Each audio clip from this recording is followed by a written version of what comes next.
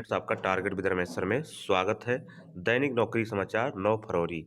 हर घर रोजगार, एक परिवार एक पहचान आवेदन शुरू। जी हाँ, ये बहुत प्रशिक्षित और बहुत महत्वाकांक्षी योजना है भारत सरकार की, यूपी गवर्नमेंट की। और संकल्प पत्र में इसको शामिल भी किया गया था कि हर परिवार में एक न्यूनतम रोजगार देंगे। तो उसके लेकर के रजिस्ट्रेशन शुरू हो गए हैं, आवेदन शुरू हो गए हैं। एसएससी हिंदी जूनियर ट्रांसलेटर और सीनियर ट्रांसलेटर का रिजल्ट भी जारी हो गया है। यूपी टीजीटी पीजीटी तदर्थ शिक्षकों के वेतन भुगतान की मांग की जा रही है।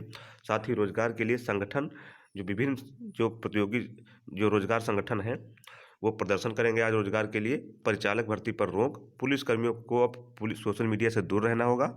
और पुलिस में पुलिस कर्मियों की 33% भागीदारी।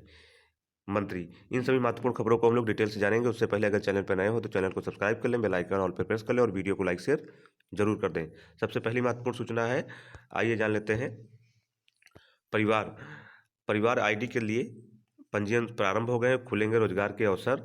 एक परिवार एक पहचान योजना के तहत पंजीकरण को बना पोर्टल, परिवार के एक सदस्य को रोजगार देने की मंशा। योजना का भी लाभ। संकल्प पत्र में किया गया था वादा कि भाजपा ने 18वीं विधानसभा के चुनाव में पहले जारी गए थे अपने संकल्प पत्र में अगले 5 वर्षों में प्रदेश के हर परिवार में कम से कम एक सदस्य को रोजगार का या स्वरोजगार का अवसर प्रदान करने की घोषणा की थी। इसके बाद सरकार ने एक परिवार एक पहचान योजना शुरू की। योजना के प्रत्येक परिवार को 12 अंकों की विशिष्ट पहचान जारी की जाएगी। प्रदेश के हर परिवार के न्यूनतम एक सदस्य को रोजगार के जोड़ने की अमली जमा पहचानने के लिए आईडी पोर्टल ये है, family.up.gov.in ये पोर्टल है पूरा, पर जाके आप लोग विकसित किया गया है। जो परिवार राष्ट्रीय खाद्य सुरक्षा योजना के लिए पात्र नहीं है, यानी जिनके पास राशन कार्ड नहीं है, उन्हें इस पोर्टल के माध्यम से परिवार आईडी उपलब्ध कराने की व्यवस्था की गई है। प्रदेश के 3,59 करोड़ राशन कार्डधार परिवारों के लिए उनकी राशन कार्ड संख्या ही परिवार आईडी होगी। परिवार आईडी के लिए घर बैठे या जन सेवा केंद्रों के माध्यम से इस पोर्टल पर ऑनलाइन आवेदन किया जा सकेगा। भविष्य में सरकारी योजना का लाभ पाने के लिए परिवार आईडी में सहूलियत होगी। जो परिवार सरकारी योजनाओं का लाभ प्राप्त नहीं कर पा रहे हैं, वे भी स्वेच्छा से परिवार आईडी प्राप्त कर सकते हैं। मुख्य सचिव दुर्गा शंकर मिश्र ने बताया है कि सभी मंडलायुक्तों और जिलाधिकारियों को शासनादेश जारी कर दिया गया है। इस योजना से राज्य परिवार की इकाइयों का एक लाइव व्यापक डाटाबेस तैयार हो सकेगा। यह डाटाबेस लाभार्थी परक योजनाओं के बेहतर प्रबंधन और उनके समय से पूरा और पारदर्शी तरीके से संचालित करने के साथ ही पात्र व्यक्तियों तक योजना का 100% लाभ पहुंचाने में सहायक होगा। तो फिलहाल आप लोग जो लोग इससे जुड़ना चाहते हैं वो इस आईडी पर जाके अपना रजिस्ट्रेशन करा लें, अपनी रजिस्ट्रेशन आईडी ले लें।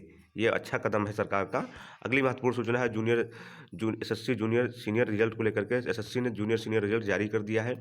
अनुवादक भर्ती में एसएससी ने 4,441 अभ्यर्थियों को चयनित हुए। 8 महीने में पूरी हुई अनुवादक भर्ती। 23 विभागों में चयनित अभ्यर्थियों को मिलेगी तैनाती और खाली रह सकते हैं पद।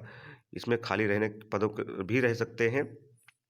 कर्मचारी चयन आयोग ने कनिष्ठ अनुवादक ने 23 विभागों में अभ्यर्थियों के चयनित अभ्यर्थियों को विभाग आवंटित किया गया है। वहीं यह प्रमाण पत्रों की जांच होगी, इसके बाद नियुक्ति दी प्रक्रिया पूरी हो जाएगी। कर्मचारी चयन आयोग को ओर से अनुवादक की भर्ती प्रक्रिया जुलाई 2022 में शुरू की गई थी और भर्ती के लिए देश भर से लगभग 10,294 आवेदन और बिहार से 1,774 आवेदन आए थे। इसके पहले ऑनलाइन परीक्षा में अक्टूबर हो गई थी और उसके बाद महीने भर बाद एसएससी ने 3 नवंबर को परिणाम जारी कर दिया था। फिलहाल इसमें 3,223 अभ्यर्थी सफल हुए थे। दूसरी लिखित परीक्षा में 11 दिसंबर को कराई गई थी। चूँकि अब पूरा अंतिम रूप से परिणाम जारी कर दिया गया है, जिसमें 441 का चयन हुआ है। चयनितों में कनिष्ठ अनुवादक के 342, 72 और कनिष्ठ हिंदी के 17 और वरिष्ठ अनुवादक के 52 पद शामिल हैं। वहीं 198 पदों में से 198 पद अनारक्षित वर्ग के थे। तो फिलहाल यूपीपीएससी की न्यूज़ है। यूपीपीएससी चयनित इंटरव्यू के माध्यम से चयन में सीधी भर्ती को लेकर के बहुत ही प्रयास कर रहा है और लगातार सीधी भर्ती की जा रही है। चिकित्सा भर्ती साक्षात्कार भी 16 तारीख को प्रवेश पत्र जारी हो गए हैं। असिस्टेंट प्रोफेसर भर्ती का साक्षात्कार 14 से 16 के बीच में चलेगा। तो यूपीपीएससी ने सीधी भर्ती पे काफ़ी जोर दिया है और बहुत सारी सीधी भर्ती का इंटरव्यू कराया भी है और जल्दी ही उसमें ज्वाइनिंग की प्रक्रिया भी पूरी कर ले रहा है। अगली महत्वपूर्ण सूचना है वो है यूपी टीजीटी पीजीटी तदर्थ शिक्षकों को लेकर के तदर्थ शिक्षकों ने वेतन भुगतान की मांग की है। तदर्थ शिक्षकों ने वेतन भुगतान की मांग की है। यहाँ पे आप देख सकते हैं तदर्थ शिक्षकों ने विनियमितीकरण और अवरुद्ध वेतन भुगतान की मांग की है। हरिश्चंद्र इंटर कॉलेज में बुधवार को उत्तर प्रदेश माध्यमिक शिक्षा शिक्षक संघ का जनपदीय सम्मेलन व संगोष्ठी हुई। मुख्य अतिथि एमएलसी अवनीश कुमार सिंह ने कहा कि तदर्थ शिक्षकों के विनियमितीकरण और अवरुद्ध वेतन जारी कराने के लिए पूरा सहयोग है। जिलाध्यक्ष सुंदरपाल ने बताया कि वैदिक कन्या पाठशाला इंटर कॉलेज की छात्रा की सरस्वती वंदना से कार्यक्रम की शुरुआत हुई। मुख्य अतिथि MLC Avnish Kumar Singh, MLC doctor Babulal Tiwari, पूर्व विधायक कैंट सुरेश तिवारी और प्रदेश अध्यक्ष अमरनाथ ने शिक्षकों की समस्याओं के निस्तारण की बात कही है। प्रदेश अध्यक्ष अमरनाथ ने पुरानी पेंशन बहाली, शिक्षकों की चिकित्सीय सुविधा देने की समेत अन्य मांगे भी रखी। संगठन के महामंत्री नंद कुमार मिश्र, प्रदेश उपाध्यक्ष भगवान शंकर त्रिवेदी और संगठन मंत्री ओपी त्रिपाठी भी मौजूद रहे। ये तदर्थ समस्याओं के शिक्षकों का मामला बहुत ही समस्या बना हुआ है। लगभग 1.5 साल हो गए हैं। छात्र की मंशा यही है कि छात्र बहुत मांग कर रहे हैं, बार बार मांग कर रहे हैं कि इन छात्रों की जो सेवा को समाप्त करके वो पद लगभग 22,000 पद यूपी टीजीटी पीजीटी 2024 में जोड़े जाएं। इसकी लगातार मांग करते रहे युवा मंच और प्रतियोगी छात्र मोर्चा से बहुत सारे संगठन मांग करते रहे कि इन पदों को तदर्थ शिक्षकों के जो पद हैं उनकी सेवा को समाप्त करके उनको इनके पद 2024 की विज्ञापन संख्या में जोड़ दिए जाएं। परंतु सरकार की मंशा इसके तुरंत उलट है। वो सरकार नहीं चाहती है कि इन पदों को समाप्त करके इनको, बल्कि इनको मानदेय पर रखने के लिए कहा गया है कि इनका मानदेय पर रखा जाएगा और इनका समस्या का समाधान करेगा। सेवा मुक्त नहीं करने का सरकार की है। सरकार इसमें टाला मटोल कर रही है क्योंकि सुप्रीम कोर्ट में भी केस आया था संजय सिंह करके लेकर के, तो उसमें भी आदेश दिया गया था कि तत्काल इसका पालन हो आदेश का, मगर इसके कुछ हुआ नहीं अभी भी।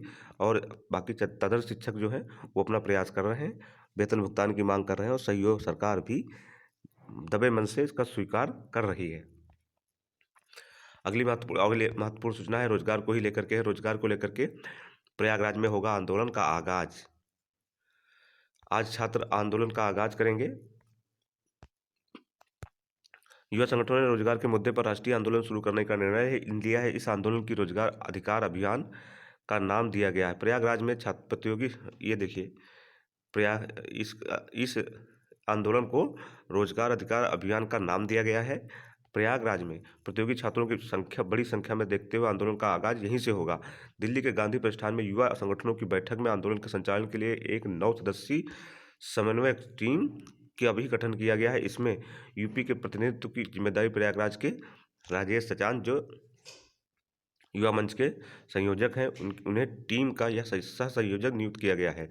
युवा मंच के संयोजक अजय सचान एनटीपीसी भर्ती आंदोलन में भी शामिल थे और इसके लिए जेल जाना पड़ा था। युवा मंच हल्ला बोल संगठन और युवा भारत संगठन AIDYO समेत अन्य युवा संगठनों की बैठक में आंदोलन की रूपरेखा तय की गई।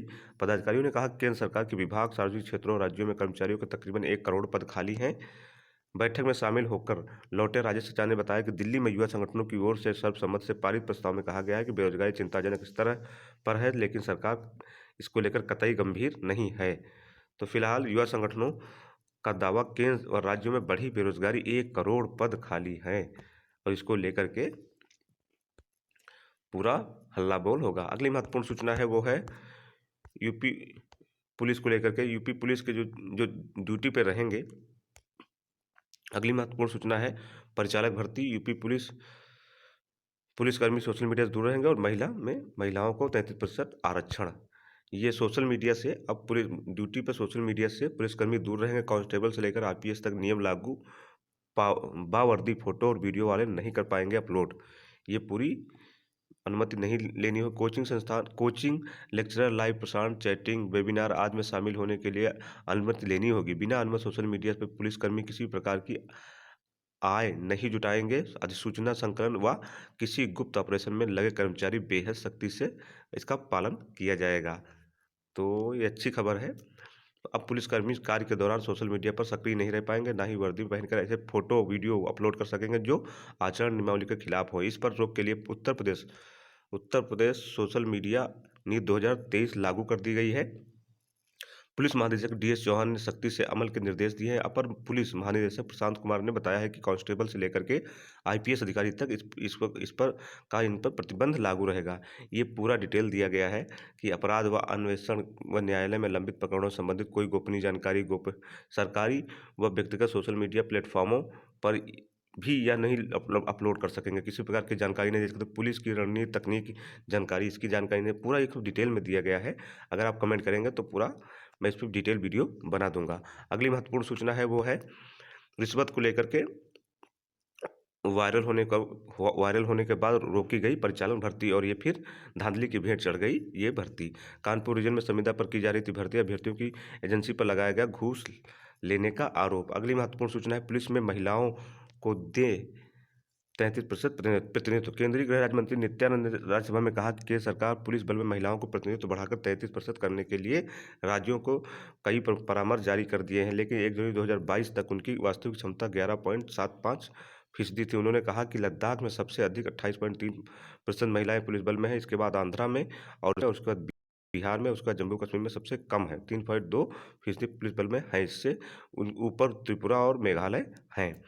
तो ये रही कुछ महत्वपूर्ण खबरें जो विभिन्न रोजगार समाचार पत्रों पर छाई हुई हैं और आप लोगों के लिए महत्वपूर्ण है। चैनल पर नए हो तो एक बार फिर से मैं आग्रह करूंगा, चैनल को जरूर सब्सक्राइब कर लें, बेल आइकन ऑल पे प्रेस कर लें और वीडियो को लाइक शेयर जरूर कर दें। पूरा वीडियो देखने के लिए धन्यवाद।